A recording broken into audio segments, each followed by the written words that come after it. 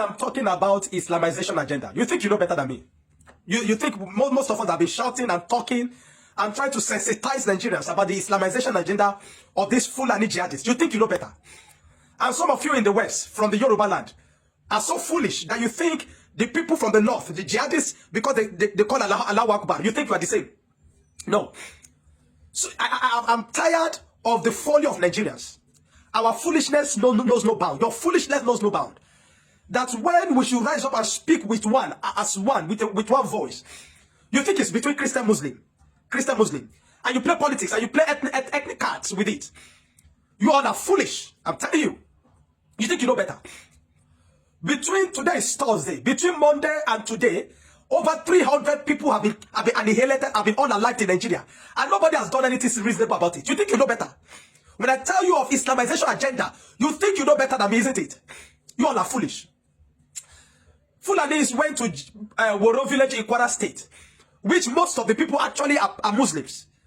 But because they have been preaching, they were preaching to them to accept Sharia as a governing law against the Nigerian constitution. Sharia as a governing law against the Nigerian constitution. And the people rejected. And the people said no, they would rather stick to the Nigerian constitution and be governed by the Nigerian constitution instead of Sharia. And even though most of these people are even Muslims, they executed. They did not just unalive them. They tied their hands behind their back in Woro village, tied their hands behind their backs. What you do to criminals, they tied their hands behind their backs and executed them. Over 200 of them. Oh, of course, the media say 170. In media tell you 170, I've always told you, divide that number by 2, they add what on top of it. So there are over 200 and something people that were executed because they refused Sharia law. And I told you the other time in my video when I was explaining the pattern of Islamization. When I was explaining the sequence, the stages of Islamization. Number 1 is that they're moving. They're either moving by migration or they're moving by invasion. Number 2, they occupy government positions. And when they begin to occupy government positions, they begin to vow for, different stuff like that. Number 3, they begin to multiply. And when they multiply to a certain number, then number 4, they implement Sharia. And the moment you accept Sharia, then jihad will happen. And Nigeria presently, 12 states are practicing Sharia. 12 states. And if you think those people carrying these atrocities are carrying those guns at the minute, you are wasting your time because the people that are backing them up are the 2 people that are up high there. They are religious leaders, the oligarchs in the north, the politicians, most of them in the military that are backing them up. They will not come out, but they are supporting it. They want to turn Nigeria to a Turkey. They want to turn Nigeria to a Lebanon. They want to turn Nigeria to a Jordan. They want to turn Nigeria to an Egypt. And we keep shouting this thing every day. Wow, over 200 people executed like that, and we are going about our businesses as proper people with no consequence whatsoever. You think you know better than me, isn't it? I keep talking of Islamization agenda, but you think I'm foolish. Not knowing that you are the one that is foolish. For the Yoruba people, I warn you again, be careful. See, I've told you before, in that video I told you, I said the Igbo land will be the most difficult. But what they're going to use in the Igbo land is money, because they understand, see, the devil will always tempt you with what you like most. They know the Igbo people like money. And you find that their allergies will begin to woo their people, they'll begin to marry their daughters with money, they'll begin to settle their sons with money, and because of that, Islam will enter. But it will take a long time. So what they do is, they start conquering from the north, and then when they spread to the west, because it will be easy to spread into the west than to the southeast. And then from the west now, they'll conquer. Now you see, their activity in Kwara is very, is very evident now. Their activity in Kwara is evident. Their activities in Kwara is effective. Guess where they're going next? No. You think it's Igbo land or it's South? No, they're entering your state. And they're already in the forest of Oyo, presently as I'm telling you. Information reach me, they're already in the forest of Oyo. They'll spread to Ogun. And from there, you think you're in Lagos state and you cannot be touched. No. You think you're in Lagos state, you cannot be touched. I tell you, it's a matter of time. It's a matter of time. You see the speed at which they are moving. It is just a matter of time. It is just a matter of time. I want to tell you, look for how to defend yourself. These people are relentless. These jihadists are relentless. I call on President Tinubu, better do. You see, the re-election thing is just on your mind. The politicians they don't have your time. They don't care about you. Let 500 be killed today. They don't care. They'll go about their campaign. To them, it's about party.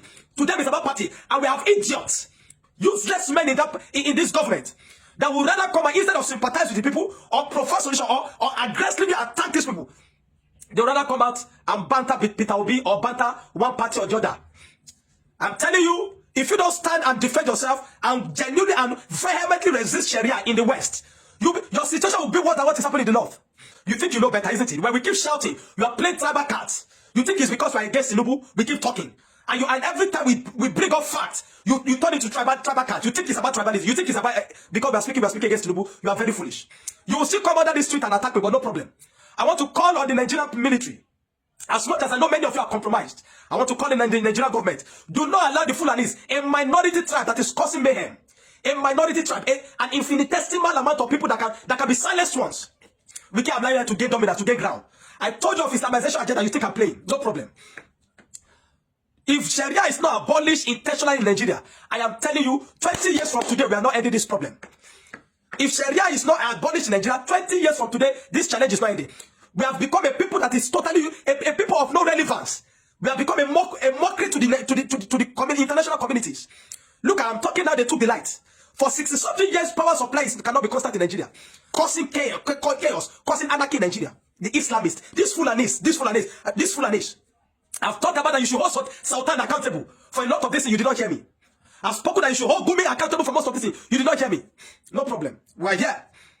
I want to all I'll keep telling you that the church must rise up to begin to defend itself. Because you see, if they can do that to a community that are even with Muslims, simply because they rejected Sharia, how do you think it will be for Christian communities? If we don't rise up and begin to initiate the Crusader program gradually at this time, to begin to raise people, security networks for the church that will defend Christians in the Christian communities. If you think this is ending anytime soon, you are wasting your time. This what we are going to Nigeria is not ending anytime soon. It's not ending anytime soon until you meet their nonsense, their stupidity with a higher level of violence.